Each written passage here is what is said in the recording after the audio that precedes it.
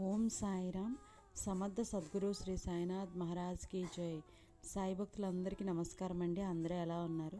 ఆ సాయినాథుని కృపా కటాక్షాలు మనందరిపైన ఉండాలని మనస్ఫూర్తిగా కోరుకుంటున్నాను. ఈరోజు బాబా గారి సాయి లీలలు చూద్దామండి.